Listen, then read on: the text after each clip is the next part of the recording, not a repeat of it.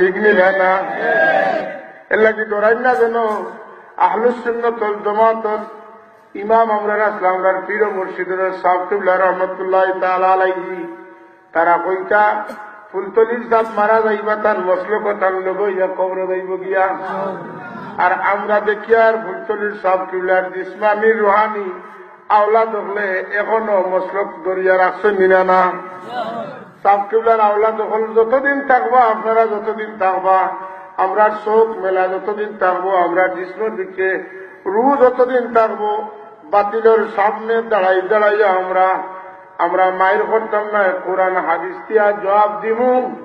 যদি এর ক্ষমতা থাকে কোরআন হাদিস লইয়া আমরা সামনে আইয়া জবাব দিয়া যাইব ঠিক না না সুতরাং প্রস্তুতি নিতে হইব আমার তালবা ভাই হল প্রিয় মাদ্রাসার ছাত্র ভাই হল কোরআন হাদিস বুঝতে হইব নহসরত বুঝতে হইব বুঝিয়া সাহেবুল্লাহর মসলকর জানবা আমরা তো একজন বাদে আর একজনের হাত আইব যার হাত যখন আইব লইয়া তুলিয়া রাখতে হইব যদি আপনার হাত পড়ি যায় কাল কিয়ামতের দিন সাহেবুল্লাহর কাছে জবাব দেওয়া লাগবো সাবে আমরা রে দুনিয়ার কোন বেটার আওলা করি তৈয়া গেছেন না আমরা সাহেবুল্লাহ প্রত্যেকটা দোয়া কইতে আল্লাহ আমার রুহানি জিসমানি আওলাদ করে তোমার হাওলা করলাম হায় রে হায় এটা কে করবো ভাই এখন একটু চিন্তা করো যে সাহেবুল্লাহ আমরা রে পয়লা আমরার কথা কইছেন 2 নম্বরে তান গোয়েন্দর কথা কইছেন পয়লা কইছেন রুহানি বাদে কইছেন জিসমানি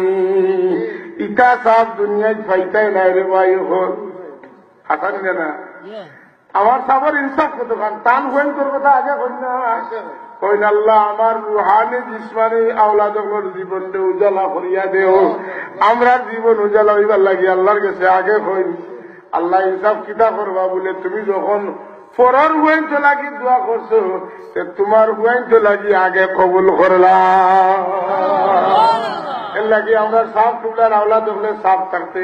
মুফতি সাহেব মাইদুল সাহেব ওয়াজ তার খেরুজে ওয়াজ হওয়া যাইতো না এখন